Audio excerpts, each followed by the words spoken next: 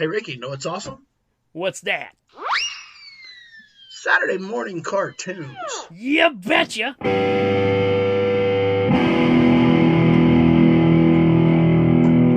Right, so at some point, well, first of all, welcome to the What's Awesome podcast. I'm your host, Billy. This is your other host, Ricky. Yep. And we're here to talk about everything that's awesome. And I've actually talked to a couple of friends of mine, and this is a couple of friends of mine that I've talked to prior to the first episode of this show actually coming out. So figure this is the public service announcement because Ricky and I are both known for doing horror podcasts, and we're also both known for talking about stuff from the 80s. So shut your mouth. we're gonna talk. We're gonna talk a lot about stuff from the 80s, and we're gonna talk a lot about stuff that is horror related because that's just our pedigree. That's where we come from. That's what we love. But this podcast is neither a horror podcast nor is it an 80s podcast. This is a show about everything that's awesome. Yes. So, if you listened to us last week, we were talking about the video store, the horror section, primarily because that's where we were both hanging out. I can just imagine, like, you roll back, Jesus, 30-something years ago. Yeah. You got two kids standing in a video store looking at horror movies, and that was us.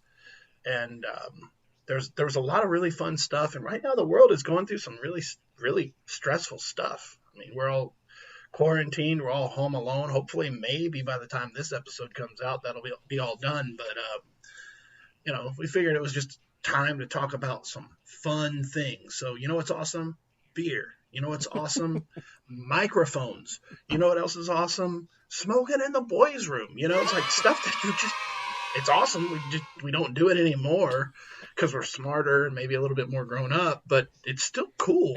So we're going to talk about that kind of stuff. So if you got some ideas for things we should talk about, hit us up on Facebook and let us know what's awesome. And if we think it's awesome, we will certainly talk about it. So this week, Saturday morning cartoons. Yes. What happened to Saturday morning cartoons? They're not there anymore. Now they're lawyer commercials.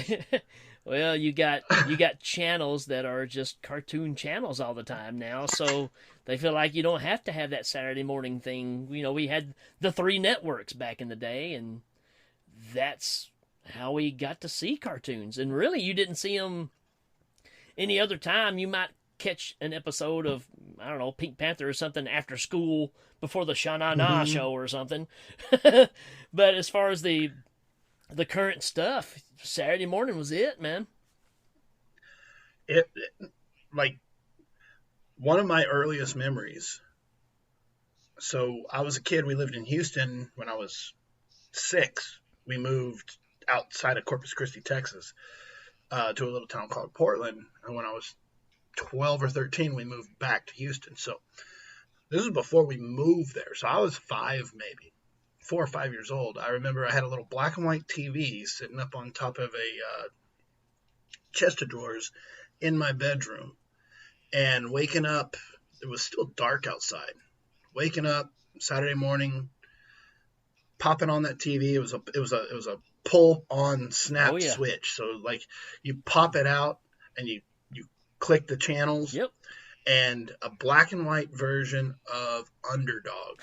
Well, it was a black and white TV, so it was probably a color version of Underdog, but it was to you it was black and white. Watching and sitting on the edge of my bed, just absolutely entranced, like dun dun dun. And he's an Underdog and Mighty Mouse, and as a little kid, I mean, 4 or 5 years old, man, it didn't occur to you that was a dog.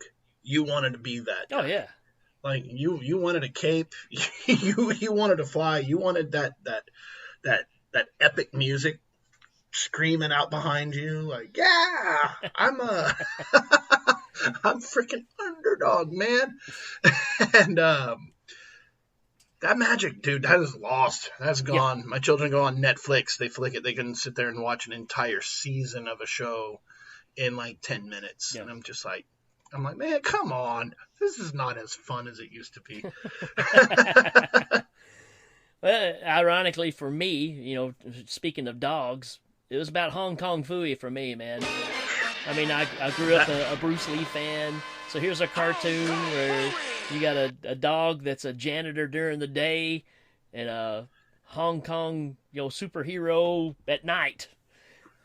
Which he never really did anything right. It was the cat that always saved the day, right? And Of course. that was my cartoon, man. My dad, of course, just like myself, or I'm like him, was a musician. So at nights he'd be playing. He'd get home, it'd be 3:00 in the morning, and Hong Kong Phooey would come on at 7:00 on Saturday mornings, and I would go knock on his door and say, "Hey, Dad, Hong Kong Phooey's coming on," thinking that he would want to get up and watch it with me. And he's like, "Oh, that's good." That's awesome. But yeah, man, That is... Hong Kong Phooey was probably my starting point as far as really getting into my own shows. That whole Hanna-Barbera. Oh yeah, man. That everything, because it's like the Grape Ape. Yeah, Grape Ape and Captain Caveman. Captain Caveman. But the thing was, man, it's like, yeah, you had favorites. You had your shows that you really liked. Like for me, and I think I tracked it back on the very first episode of Scary Dad. Before I met Scott, it was probably a year before I met Scott, I decided I'm going to give this podcast thing a try. And I did it by myself in my car with a microphone because I had written a horror movie blog. I started Scary Dad, right? So I wrote a blog about stuff. So I figured I'd give it a shot, and I was like, okay, so what really started where did I start with loving horror, right? Like ghost stories and spooky things. And this is not a Saturday morning cartoon, but when I was a kid, like in the afternoon, my mom would make me take a nap, and when I woke up from the nap, Scooby-Doo was on. Oh yeah, yeah. And 70s Scooby-Doo, well, all Scooby-Doo really is pretty, it's tame comparatively. But man, they had some stuff like the haunted houses with the webs and the monsters and the glowing, creepy guys and stuff. And just, I wanted to be in the Mystery Machine. Yeah. I wanted to be those guys because I wanted to see that stuff. I'm like, there's trapdoors everywhere. Yeah. Like trapdoors is one of those things, kind of like quicksand. You see the memes about, like, I thought quicksand was going to be a much bigger deal than it was from being a kid, because quicksand was a thing.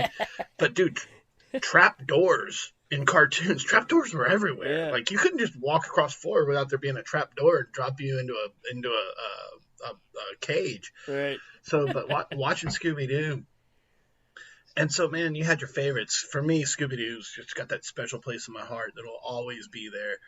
But that same Hanna-Barbera, that art, Yogi Bear, Blue Falcon and Dynamite. Droopy? Blue Falcon and Dynamite, man, I was all into that. Droopy, man, you're getting over into your MGM stuff at that point. Mm-hmm. Oh man, I love me some Droopy. I'm so happy. Oh yeah. Is it Tex Ritter? Isn't that what his name? What was his name? Tex Avery. Yeah. Yeah. All of his stuff, man. So goofy and over the top, man. Just fantastic.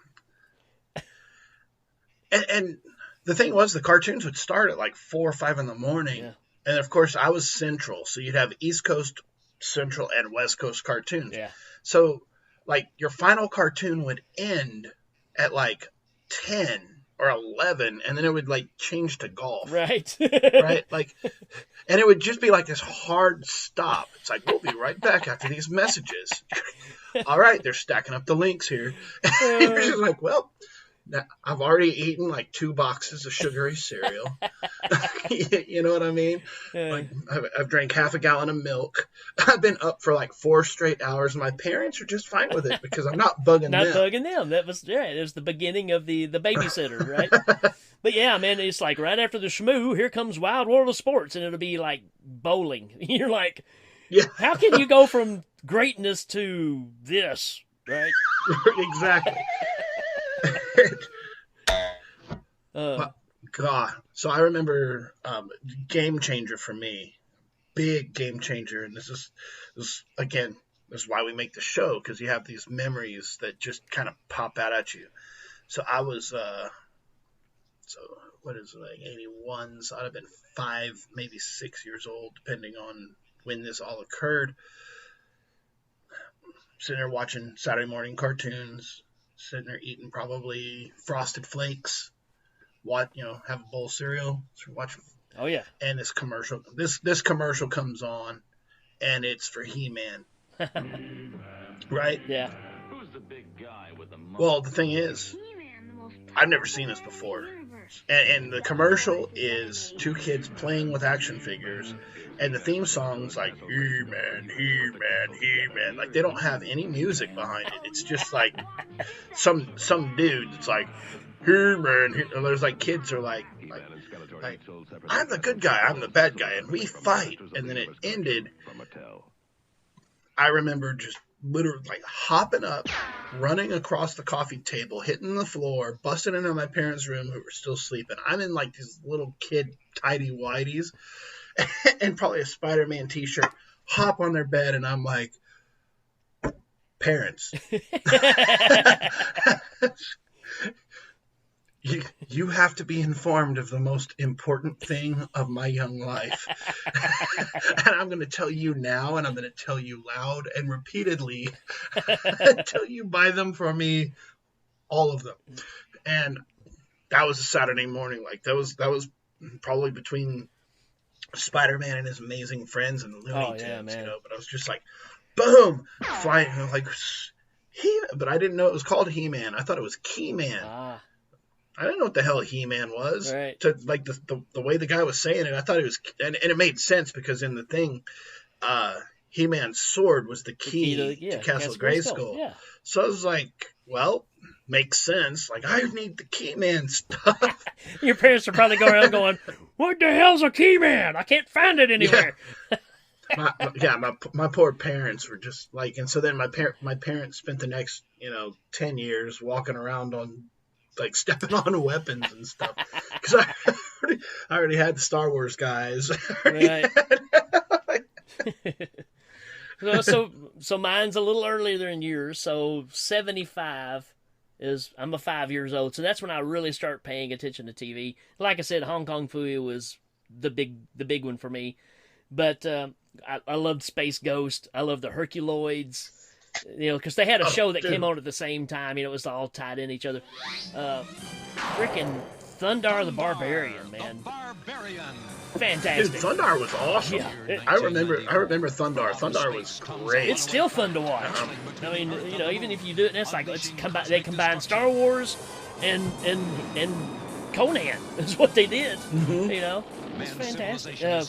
But I was a Sid and Marty Krofft kid, so I grew up with the live action stuff, Land of the Lost, Sigmund the Sea Monster, H.R. Puffin stuff, Lidsville, the Bugaloos.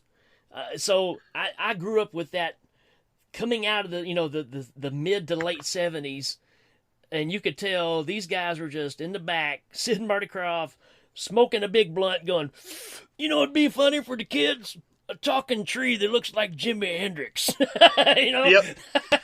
The funny thing was, so I completely, like, I have no memory of what is Puffin stuff, right? Mm-hmm. Like I do remember the other stuff, but HR Puffin stuff just was not there. Well, like, there's just a blank. Right? It was the first. Right. Until the early 90s, when some of these kind of stoner grunge rock bands did a cover of the H.R. Puffin stuff theme song. Yeah. And they're like, oh yeah, there's a show from the 70s. I was like, that's not possible, because I was there. Like, I remember the original, like Sesame Streets, like the Wonder Woman TV series, the Hulk, like all this stuff that was just on and was on constant rotation, the whole Hanna-Barbera run. Yep.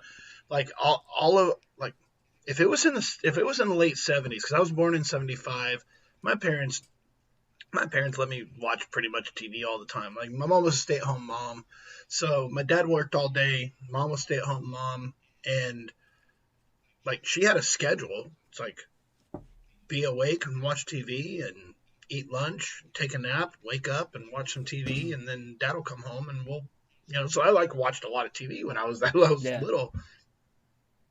I have no memory of H.R. Puffin stuff. I was like, that's not possibly real.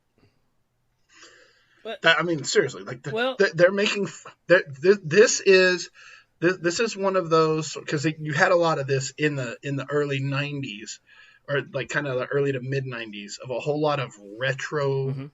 Uh, Yeah, I remember. it was whole cloth creations that were made to look old, Yeah.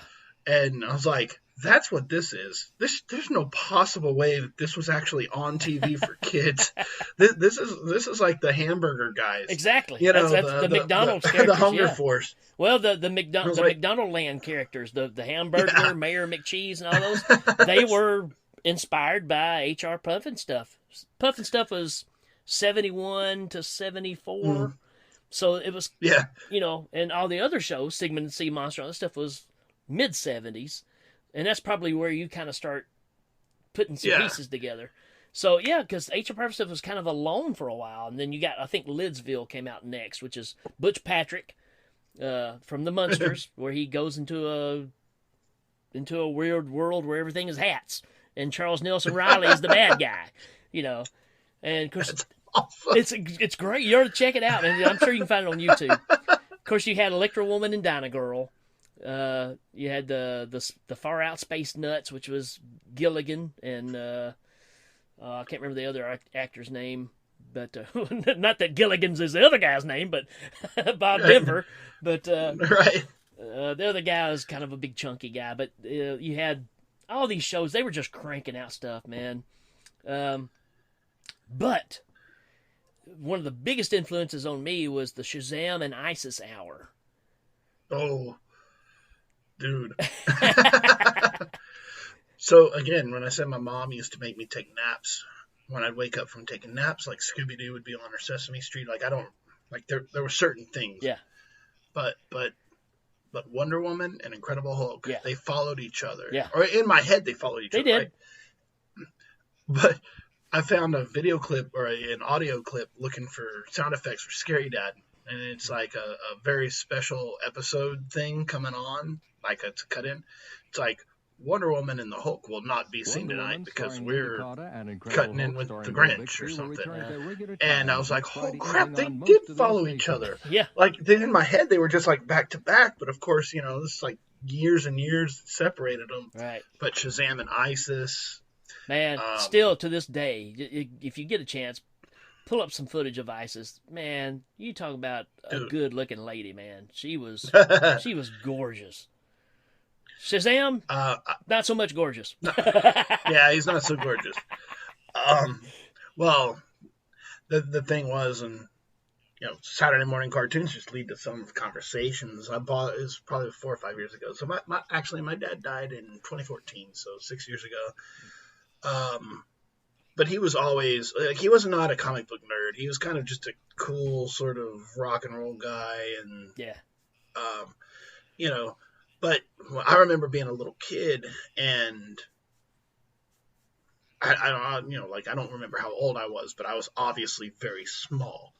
Him telling me about Superman, like this is like Daddy, what is Superman? And him being like, Superman is this, and like not Superman is this character. Superman is this guy who can fly and like saves the world. I'm like, okay, well then obviously Superman's flying around saving the world somewhere. So he told me about Superman, he told me about Batman. Yeah. But in our little house in Houston before we moved south, I remember there was this little magazine rack in the bathroom, and it had like some Sports Illustrated, it had like a couple National Geographic, and it had the first 3 issues of the Shazam comic book from the 70s. Yeah. So this would have been in like, if I'm remembering it, probably like 78, because I was born in late 75, so 78, 79. So he had these things just floating around in a pile of books, right? But it's this picture of Shazam on the cover with Superman, and it's like, dun dun dun, it was the re-release of the Shazam character from the 40s. Right. That got locked up in litigation, and then they re-released it.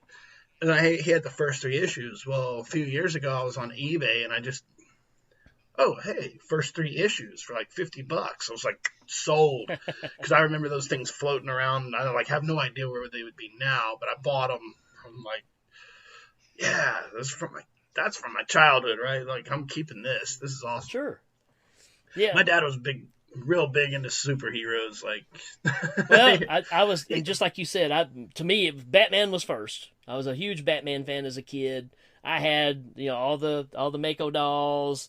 I had the Bat Cave, the Batmobile, all that stuff. Then I got into Spider-Man, and my dad would always say, Superman beat any of those guys.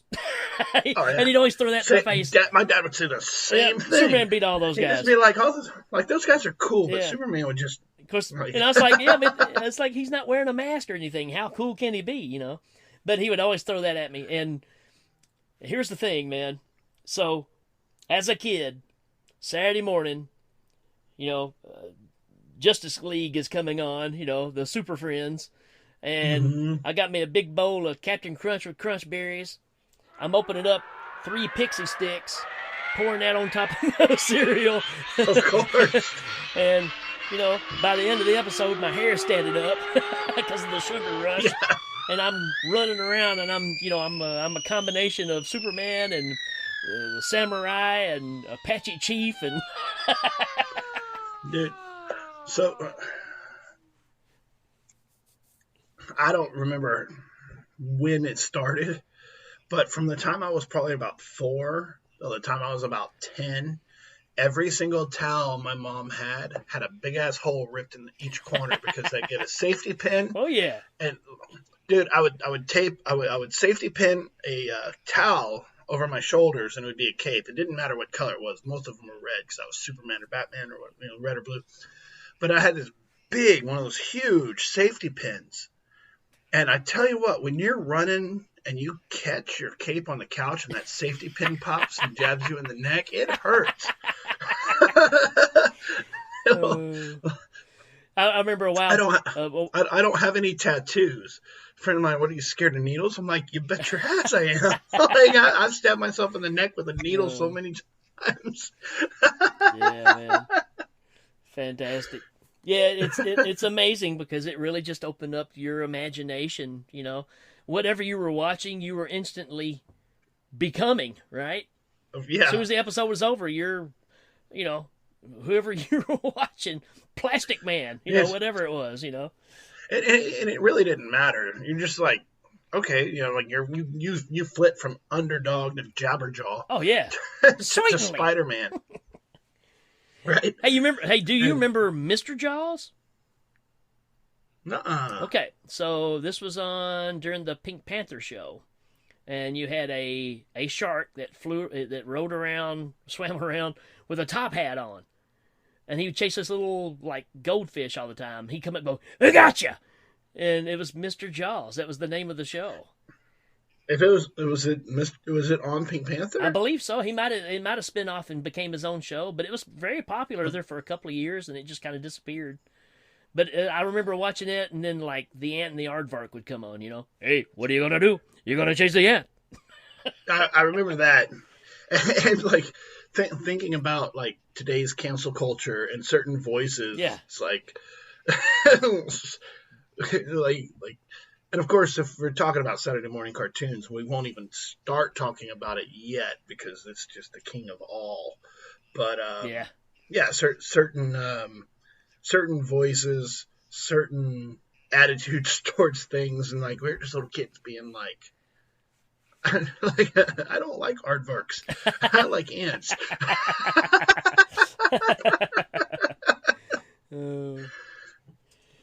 Yeah. Yeah, I think one of the things that probably, well, no, not probably. Okay, Wonder Woman was a primetime show. Yeah. That show, that and the Hulk had a tremendous effect on the way my brain is wired. Absolutely.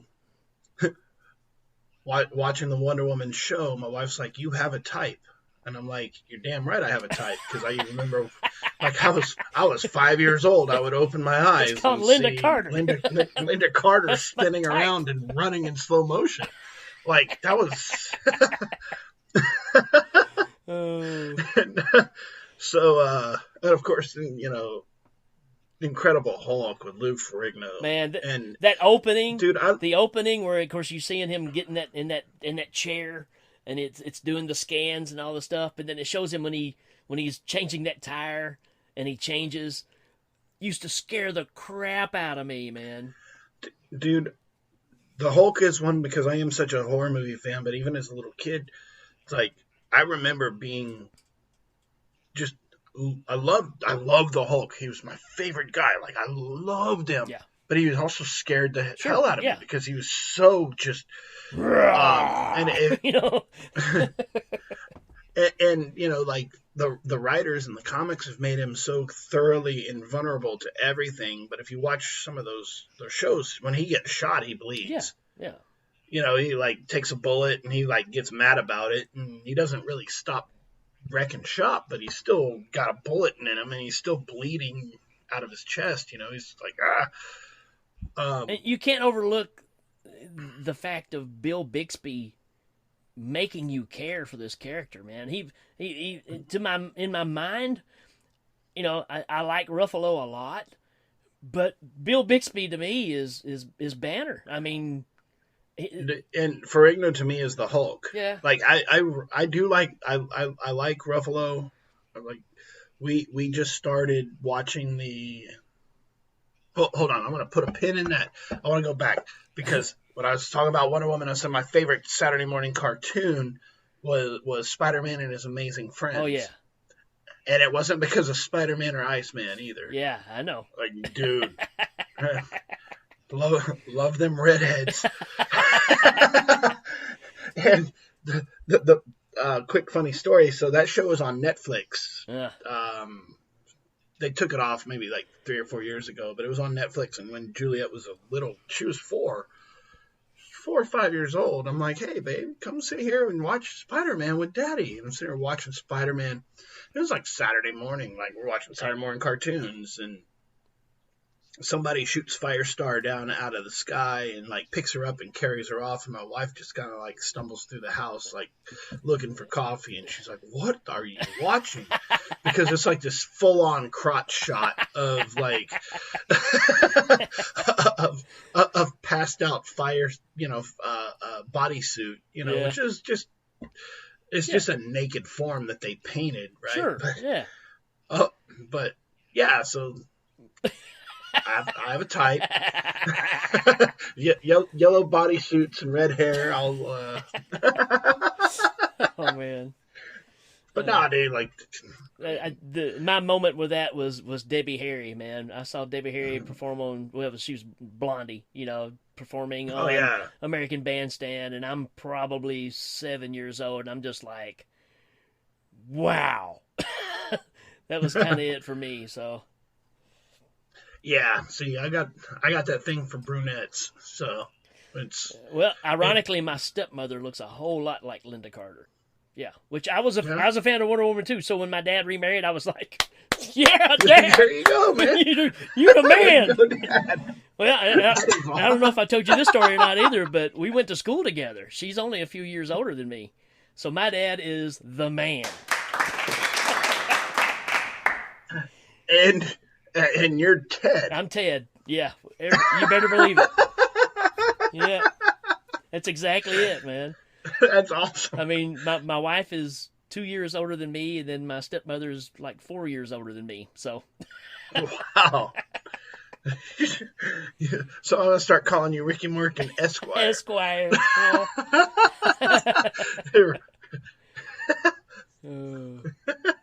Yep. True story. Matter of fact, my grandfather would call my stepmother Wonder Woman, because that's who she looked like. So she don't have the blue eyes, but she had brown eyes, but same hair, kind of the same jawline. Yeah.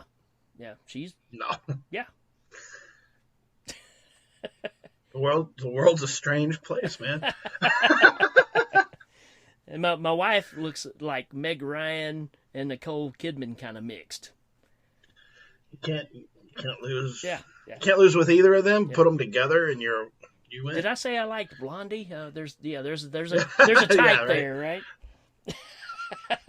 Goldie Hawn. She looks like Goldie Hawn too. So what we're saying, kids, is Saturday morning cartoons had a greater influence than maybe you imagined. well, when you were talking about Scooby Doo earlier, it's like, look, man, that's a gateway to us liking the horror stuff when we got older, because it was like, okay, I like being scared, but don't scare me too much. Mm-hmm. Right? I mean, because that's why you were watching it, because of spooky ghosts, woo, and all those things. It was just enough as a kid, and you get braver as you go along. Next thing you're renting Monster Squad, right? Yeah, and I actually, I hope, I don't know, it'll be interesting.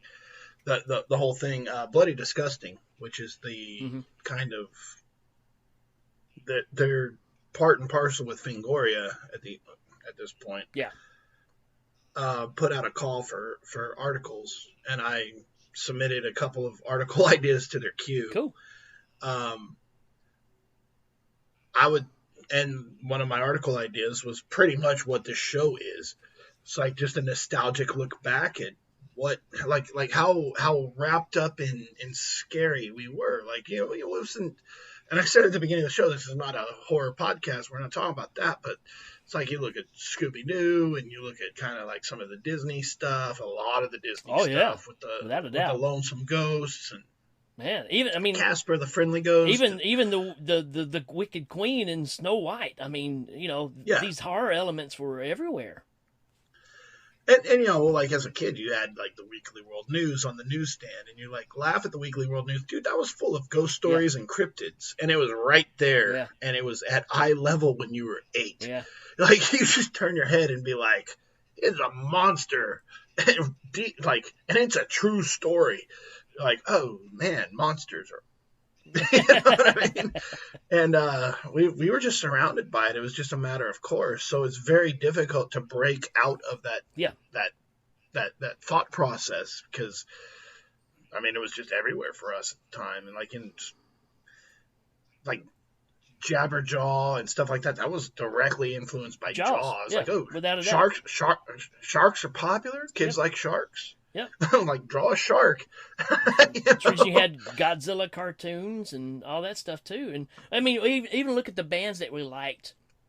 Every band that, and I know it's the kind of a factor with both of us, but you like that shock factor of the horror based Alice Cooper, Kiss, Ozzy, all the metal stuff we were talking about earlier, the Satanic Panic movement. Yeah. Even The Cure has that dark, brooding, dark side to it that draws you in because you're fascinated by that stuff. It's in our fabric of who we are.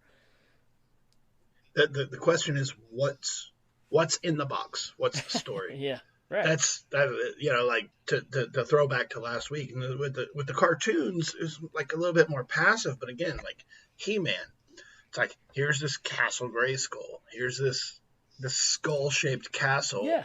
And this Grim Reaper like bad guy and this muscular hero. Yeah. And you're like, okay, well, I don't care. I have to be a part of this. Yeah. I need that sword. I need that castle. I need to explore the inside of that castle. It's important, Well, and the part of that too is a good guy is only as good as how bad the bad guy is. If your bad guy is not bad enough, nobody cares.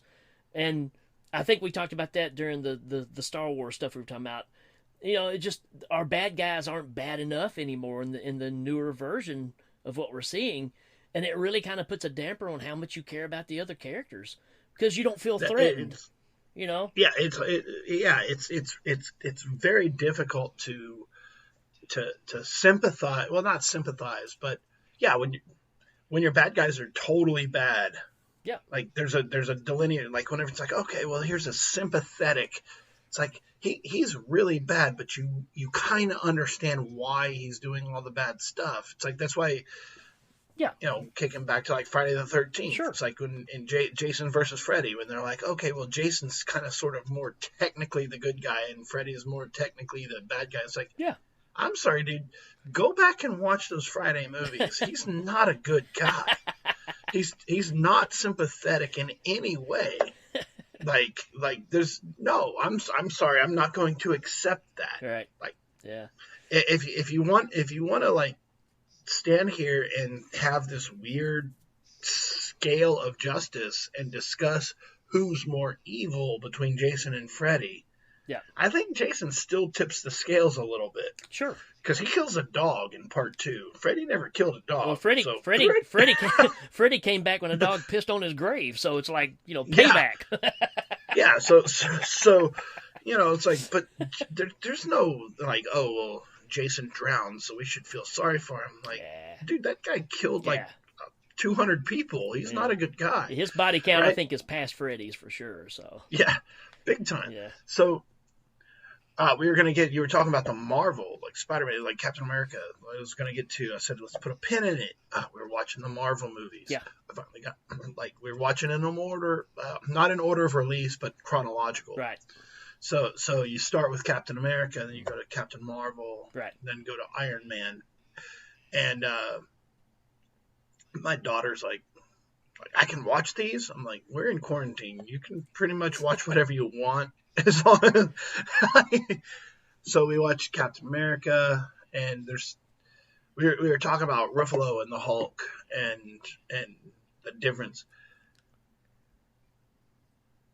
The Disney Marvel movies are amazing. Yeah.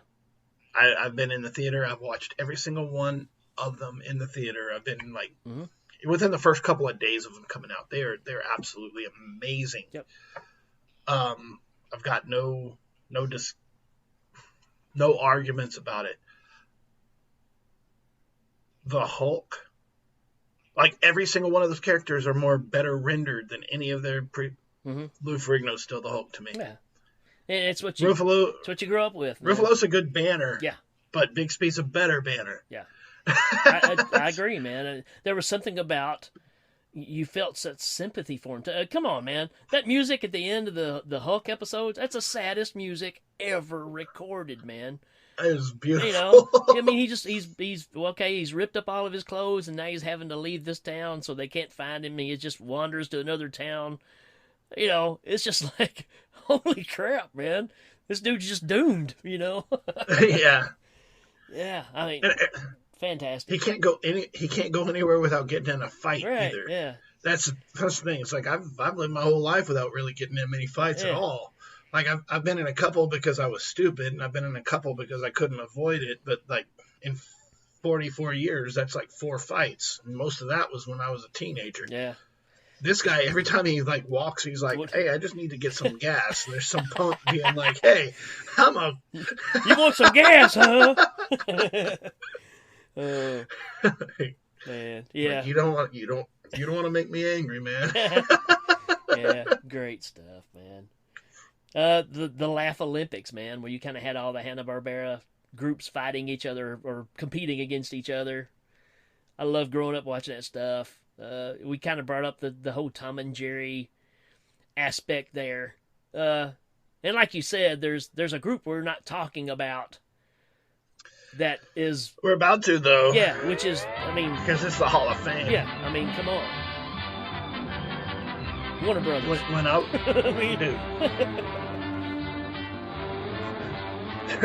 So I'll go first. When I was a little... Looney Tunes should be like required in school.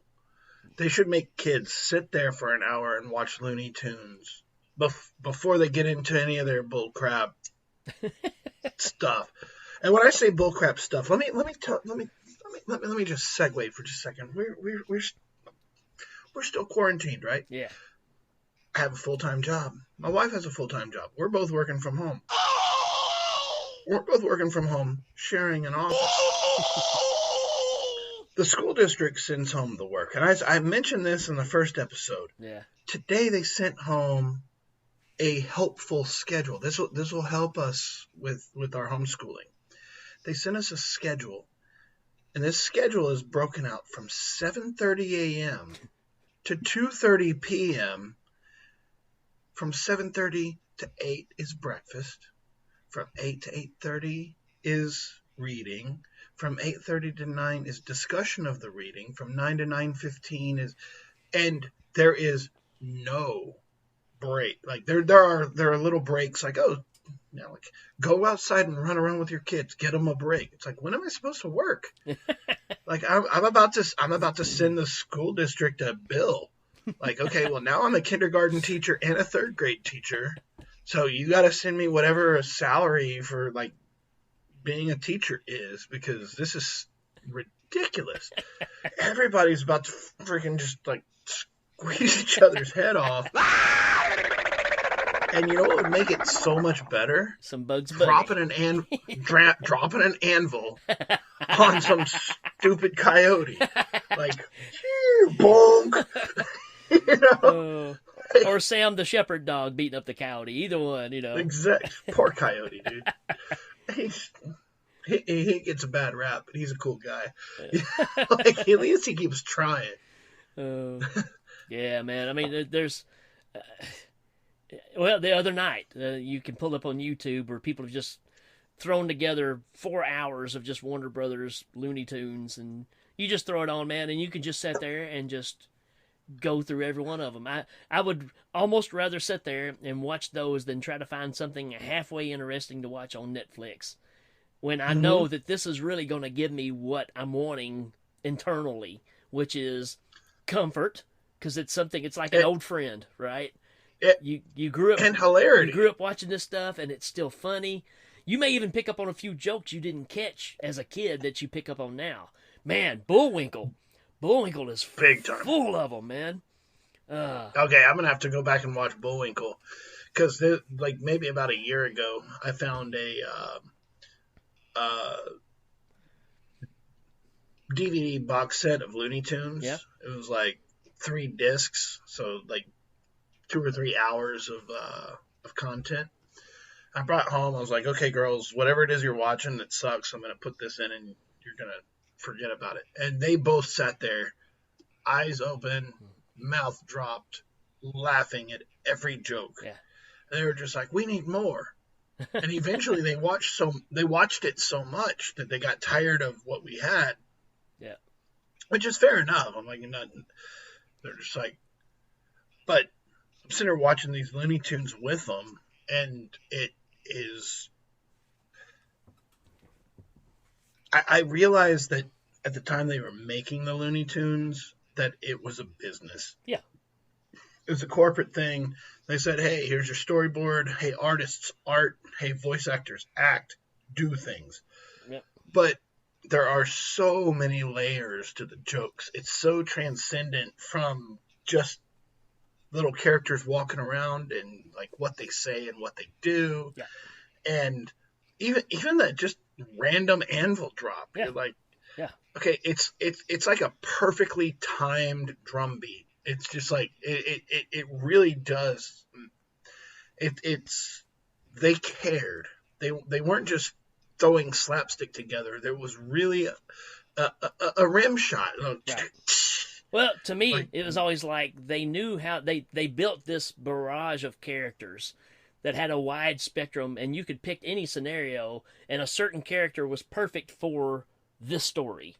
I think that's what they did so well, because Bugs Bunny wouldn't have worked in a lot of the stuff that Daffy Duck was in. I mean, there's a different kind of sarcasm there, and Foghorn Leghorn. I mean, it's amazing that they built such big, huge, over the top personalities that really don't cross. You don't get Yosemite Sam and Porky Pig confused.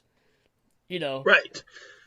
No, of course you don't sit there and be like, hey, what was that episode with, and like the rabbit season versus duck season, and them flipping the signs. It's like, and Yosemite sitting there just like, or Elmer Fudd sitting there just like watching the signs flip, and he's like, I don't care. He just shoots the duck in the face. He's like, I'm tired of waiting. I'm just gonna shoot a duck. So many little social commentary, so many details on everything. Yeah, the opera one with Bugs Bunny and Elmer Fudd, You know, why would you want to shoot a rabbit? And how about the one where Bugs Bunny is the conductor, and he's got that fat guy singing? He's like, "Ah!" And he's just like holding up, and he takes his hand out of the glove, and the glove's still up there. "Ah!" Yeah. And the guy suffocates and falls over. Well, Bugs Bunny shoots that guy for coughing. He's like getting ready, and then one dude in the audience coughing. He's like, bam! Shoots that dude in the face. You could, I mean, you try to do that now, and people be jumping all over you. That's violence. Yeah, it was violence. There's a lot of people that jump on all kinds of stuff. Yeah. What I have to say is, whenever I was a kid, so I was going to grandma's house for Christmas or whatever, so family gatherings, I would have been, like 4 or 5 years old. Yeah. Saturday morning cartoons, they are what they are. Yeah. What's on is what's on. There's no Netflix. You're not going to choose something else, right? Yeah. But I remember my uncle, so he was, when I was a little kid, he was in college. So age-wise, whatever, right? But we'd go home for holidays or go to grandma's house for holidays. And a show would be like Looney Tunes would be on. I'd be tearing around the house, and he'd catch me and kind of like wrestle me down and be like, "Well, watch this. It's funny." And like I was familiar with Bugs Bunny, like I knew Bugs Bunny. I was cool with Bugs Bunny, but my uncle Ron was like, Yeah. No. Yeah. This one you have to watch. You have to watch this anvil drop on this kid's head. Like you have to see this. Is hilarious." And you sit there and just like he'd sit there and just like belly laugh, roll onto the ground like ah. Yeah. I realized later he was probably stoned, but that's a whole other discussion. And it's that thing you're talking about. Go ahead. Sorry. He made me appreciate like just the like you say, like the complete lunacy of Looney Tunes, but also just like how comfortable it is. Yeah. How funny it is, just without being like. Of course, they were trying to be funny, but they're freaking hilarious. Yeah. And they were made mostly in the 40s. In the 40s, yeah. Like that kind, like dropping an anvil on a coyote is funny all the time. Like it doesn't not be funny. So.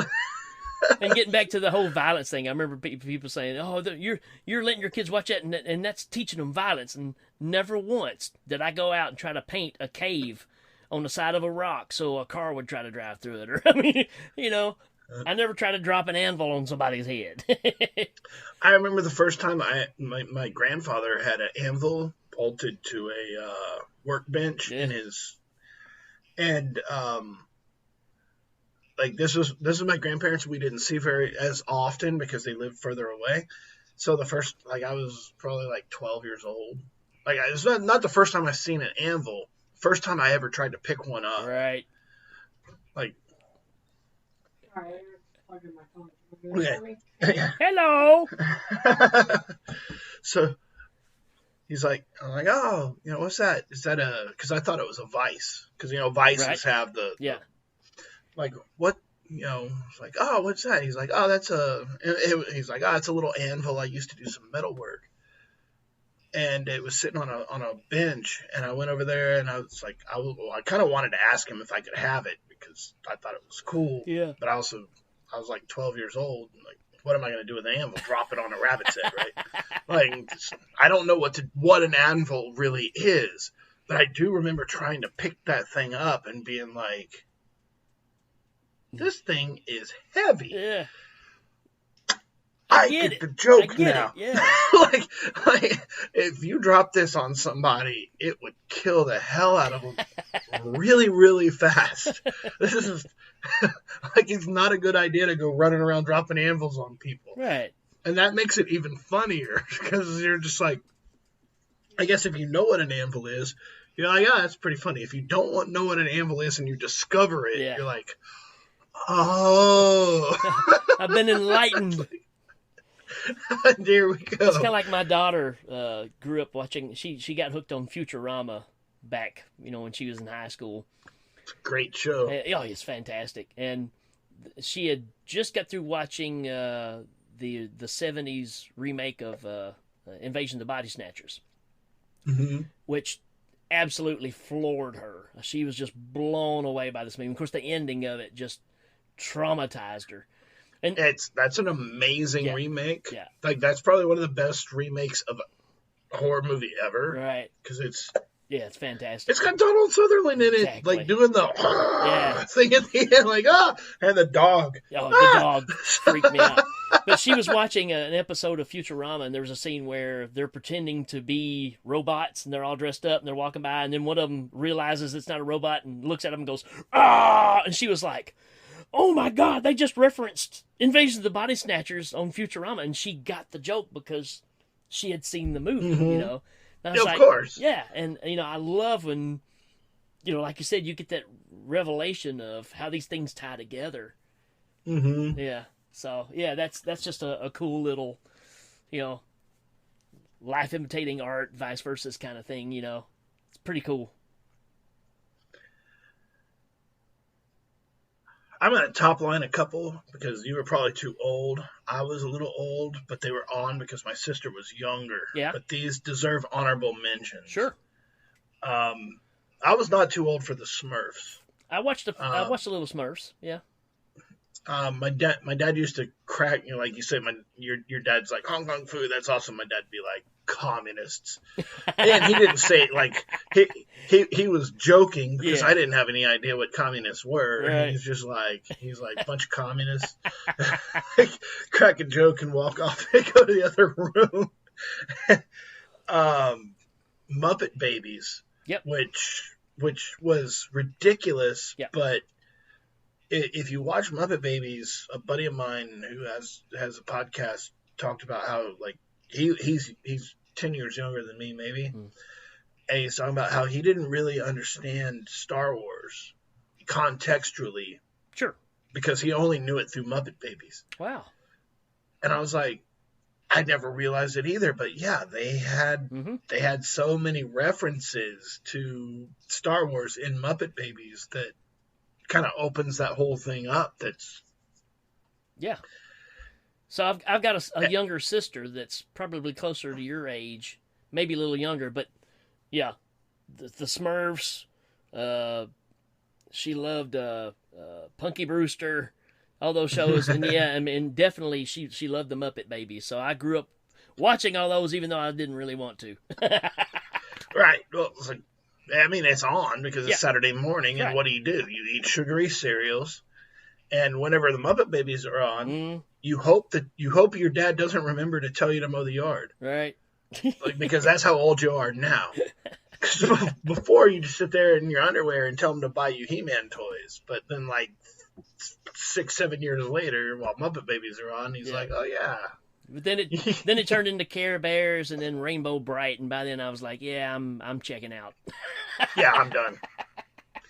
But the thing I would go always back to is Looney Tunes. Yeah, absolutely. If Looney Tunes is on, I'm in. Yeah. I'm stuck. I don't care what. Are we talking about something? Are we doing band practice? I don't. Freaking Looney Tunes is on. That's right. I'm sitting here. Yeah, it's Speedy Gonzales, man, get off my back. Exactly. Slowpoke Rodriguez is the. I took It's the just- right shot.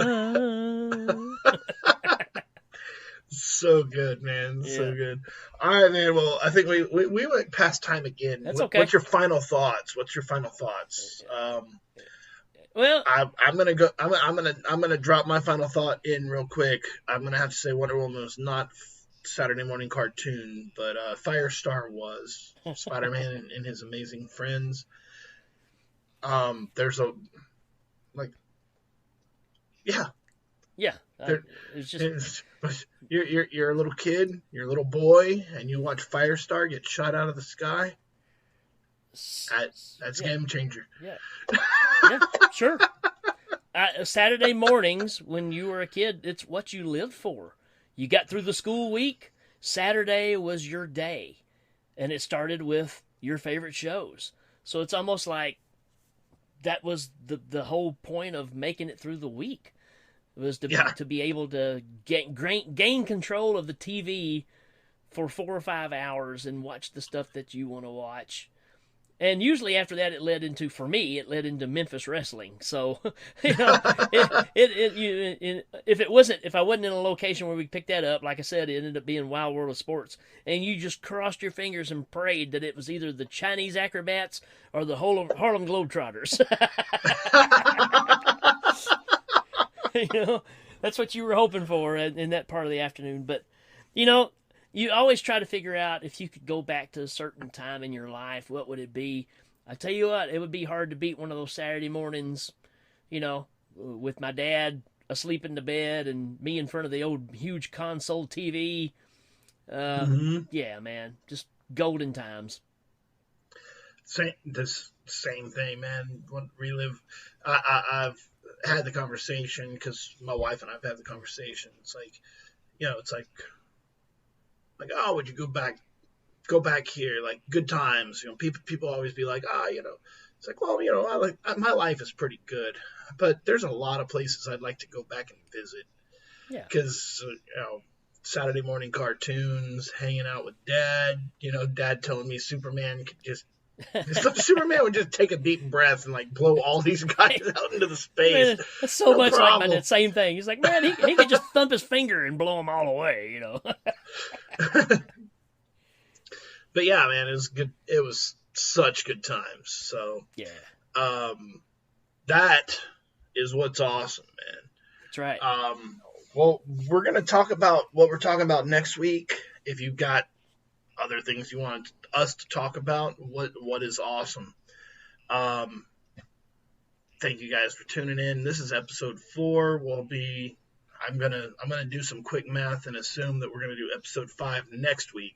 We don't exactly know what we're talking about yet, but we'll figure that out, and then you'll find out when we do. So yeah. Once again, thank you so much for listening. We'll shout at you next week. Adios.